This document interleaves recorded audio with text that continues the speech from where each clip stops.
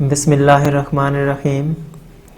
Dear students, आज का जो हमारा टॉपिक है that is average atomic mass. Average atomic mass हम कैसे कैलकुलेट करते हैं, कैसे फाइंड करते हैं। सपोज़ कि हमारे पास एक सिलेंडर है, उसके अंदर हाइड्रोजन गैस है। अब इस सिलेंडर में हाइड्रोजन के एटम्स भी हो सकते हैं और मॉलिक्यूल भी हो सकते हैं। अब हमने देखना है कि जैसे हाइड्रोजन के 3 आइसोटोप्स होते हैं, प्रोटियम, ड्यूटेरियम एंड ट्रिटियम, कि इनकी परसेंटेज क्या होगी, ये कितने परसेंट इसमें प्रेजेंट होंगे, वही चीज़ हमने कैलकुलेट करनी है। उसे हम कहते हैं एवरेज एटॉमिक मास। यहाँ पर हम 3 आइसोटोप ले लेते हैं, 1, 2 एंड 3। जो फर्स्ट है उसकी जो परसेंटेज है वो 70% है, और जो सेकंड है वो 25% है, और जो थर्ड है वो 5% है। एक सिलेंडर है, उसके अंदर टोटल जो परसेंटेज है वो 100% है। उसमें से जो फर्स्ट आइसोटोप है वो 70%, सेकंड जो है वो 25% और थर्ड जो है वो 5%। अब जो फर्स्ट है उसका जो मास है वो 10 है, और जो सेकंड है उसका मास 11 है, और जो थर्ड है उसका मास 10 है।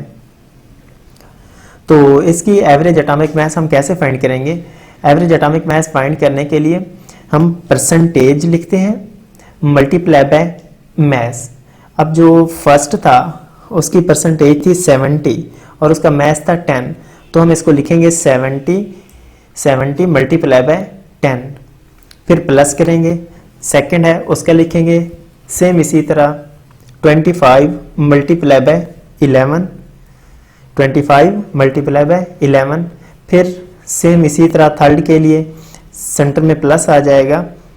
जो थर्ड है उसका कितना है 5% और उसका मास कितना है 10 है, तो इसको हम लिखेंगे 5 मल्टीप्लाई बाय 12 डिवाइडेड बाय 100। ये एवरेज एटॉमिक मास फाइंड करने का एक फार्मूला है। फर्स्ट है percentage multiply by atomic mass plus, फिर सेकंड टर्म्स के लिए उसकी परसेंटेज और उसको मल्टीप्लाई करेंगे उसके मास के साथ, फिर सेंटर में प्लस, फिर जो थर्ड टर्म होगी उसको भी उसी तरह उसकी परसेंटेज मल्टीप्लाई बाय उसका मास, और इन सब को डिवाइड कर देंगे 100 पर, तो हमारे पास एवरेज एटॉमिक मास आ जाएगा। इसी तरह हम एग्जांपल ले लेते हैं नियॉन की। सपोज करते हैं कि एक सिलेंडर है, उसके अंदर नियॉन गैस है, उसका हम सैंपल ले लेते हैं। नियॉन गैस है, अब जो नियॉन है उसके जो आइसोटोप्स होते हैं वो हम लिख देते हैं Ne1020, 1021, 1022। अब जो फर्स्ट है उसकी जो परसेंटेज है वो 90.92% है, और जो सेकंड है उसकी जो परसेंटेज है वो 0.26 है, और जो थर्ड है उसकी जो परसेंटेज है वो है 8.82%। अब इसका हमने एवरेज एटॉमिक मास फाइंड करना है, तो किस तरह फाइंड करेंगे? Percentage multiply by mass. अब जो नियॉन फर्स्ट है 1020, उसकी जो परसेंटेज है वो है 90.92, तो इसको हम लिखेंगे 90.92 मल्टीप्लाई बाय उसका एटॉमिक मास कितना है 20 है, वो लिख देंगे। देखिए 90.92 मल्टीप्लाई बाय 20। सेम इसी तरह सेकंड टर्म के लिए जो सेकंड है नियॉन 1021, उसको हम लिखेंगे 0.26 मल्टीप्लाई बाय 21, फिर प्लस 8.82 मल्टीप्लाई बाय 22। ये देखें 90.92 ये फर्स्ट टर्म का लिखा हुआ है, फिर प्लस सेकंड टर्म का लिखा हुआ है 0.26 मल्टीप्लाई बाय 21, फिर थर्ड का लिखा हुआ है 8.82 मल्टीप्लाई बाय 22। इन सब को हम डिवाइड कर देंगे 100 पर, तो उसका जो हमारे पास आंसर आएगा वो आएगा 20.18 AMU। AMU जो है वो रिलेटिव एटॉमिक मास का यूनिट है, इसे हम कहते हैं A mean atomic, M mass, U unit atomic mass unit. तो ये हमारे पास आ जाएगा एवरेज एटॉमिक मास आ जाएगा। अब ये जो एवरेज है ये कंफर्म नहीं है, ये एवरेज एटॉमिक मास है, not a confirm atomic mass. ये क्या है? एवरेज एटॉमिक मास है, not a confirm atomic mass. ये उनका कंफर्म एटॉमिक मास नहीं है, ये जस्ट एवरेज है। तो एवरेज एटॉमिक मास के लिए हम क्या करते हैं कि परसेंटेज को उसके एटॉमिक मास के साथ मल्टीप्लाई, और फिर इसी तरह सेकंड के लिए भी उसकी percentage multiply by atomic mass, फिर थर्ड के लिए भी उसकी परसेंटेज और मल्टीप्लाई बाय एटॉमिक मास। इन सबको हम डिवाइड कर देते हैं 100 पर, तो हमारे पास जो आंसर आता है वो होता है एवरेज एटॉमिक मास। नेक्स्ट जो है वो है एनालिसिस ऑफ अ कंपाउंड, कि एक कंपाउंड हो, हमने उसको एनालाइज करना हो तो हम उसको किस तरह एनालाइज करते हैं, किस तरह उसका तज्जिया कर सकते हैं। यहाँ पर मैं एग्जांपल दे देता हूँ चेयर की। अगर हमने चेयर को एनालाइज करना हो तो किस तरह करेंगे? सबसे पहले हम उसकी क्वालिटी देखते हैं, फिर क्वांटिटी देखते हैं। क्वालिटी देखेंगे कि वो किस तरह की लकड़ी से बनाई गई है और कैसी है। तो मतलब कि किसी भी कंपाउंड को अगर हमने एनालाइज करना होगा तो उसमें सबसे पहले इसकी क्वालिटी देखी जाएगी, फिर क्वांटिटी देखेंगे, उसके बाद फिर उसकी परसेंटेज देखेंगे। मीन कि हम उसका क्वालिटेटिव एनालिसिस करेंगे, उसके बाद क्वांटिटेटिव एनालिसिस, थर्ड पे हम उसकी परसेंटेज फाइंड करेंगे।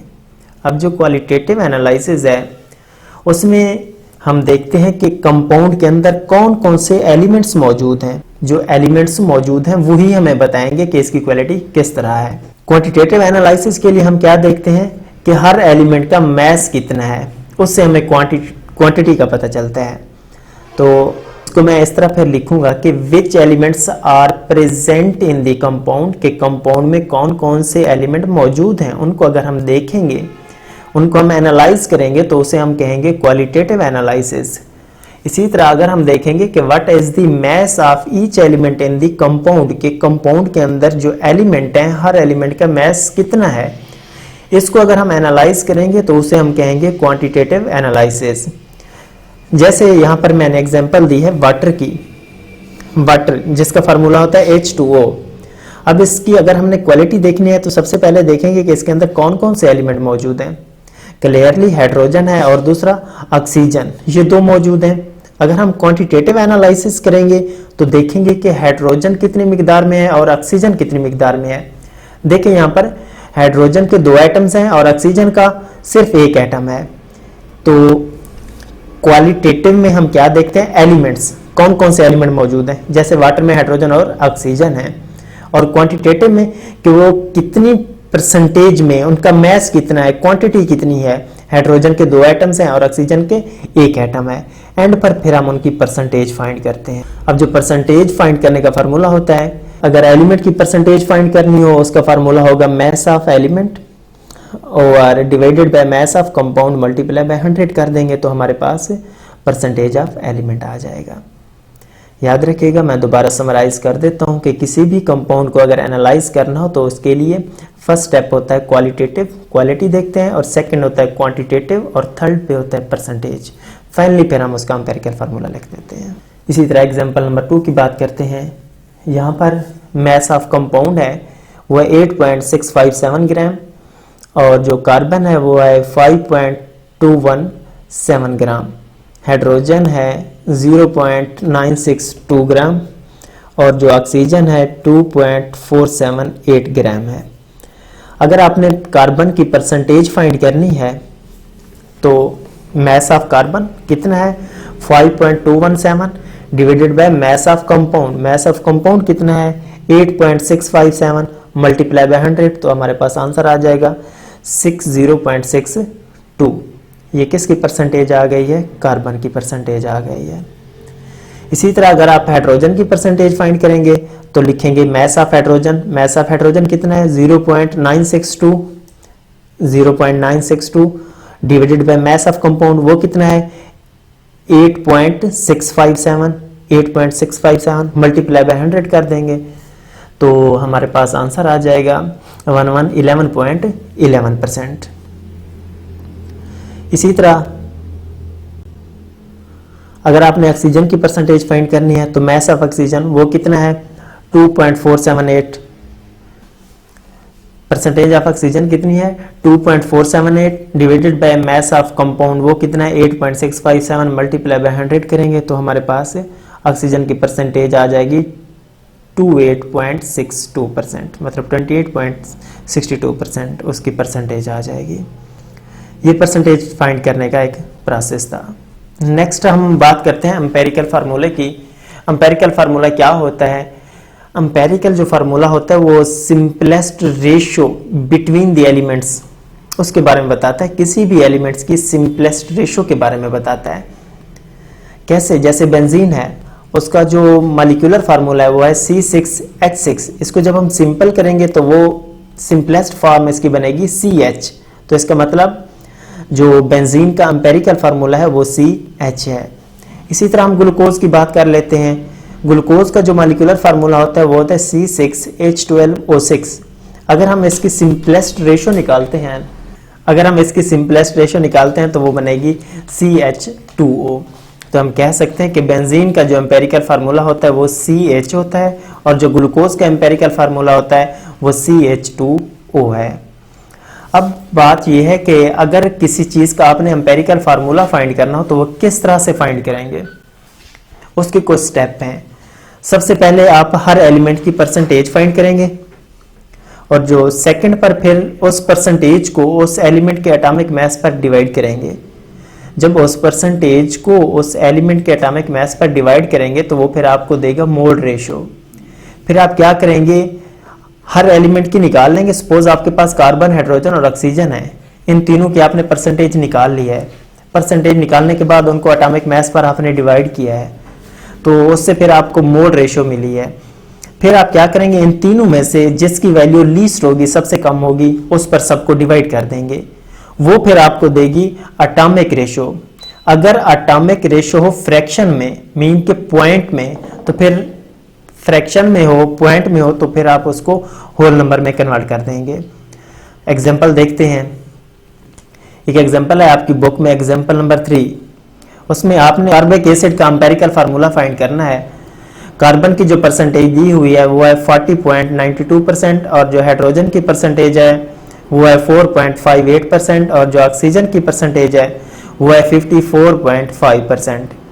आपने इसका एम्पेरिकल फार्मूला फाइंड करना है, किसका? एस्कॉर्बिक एसिड का। तो किस तरह आप इसका एम्पेरिकल फार्मूला फाइंड करेंगे? वही सेम जो पहले मैंने आपको स्टेप्स बताए हैं कि सबसे पहले परसेंटेज फाइंड करनी है, किसी भी चीज का एम्पेरिकल फार्मूला फाइंड करना हो, फिर उस परसेंटेज को उसके एटॉमिक मास पर डिवाइड करना है, उससे फिर आपको मोल रेशो मिलेगी, फिर लीस्ट मोल रेशो पर डिवाइड करना है सबको, उससे फिर आपको एटॉमिक रेशो मिलेगी। अगर एटॉमिक रेशो फ्रैक्शन में हो तो फिर आपने उसको होल नंबर में कन्वर्ट करना है। अब यहां पर देखें आपको परसेंटेज गिवन है तो फर्स्ट स्टेप करने की जरूरत नहीं है। फिर क्या करेंगे आप? सेकंड स्टेप को अप्लाई करेंगे। उसमें क्या होता है कि divide the percentage of each element by its atomic mass. Her element की परसेंटेज को उसके एटॉमिक मास पर डिवाइड करेंगे तो वो फिर आपको नंबर ऑफ मोल्स मिलते हैं।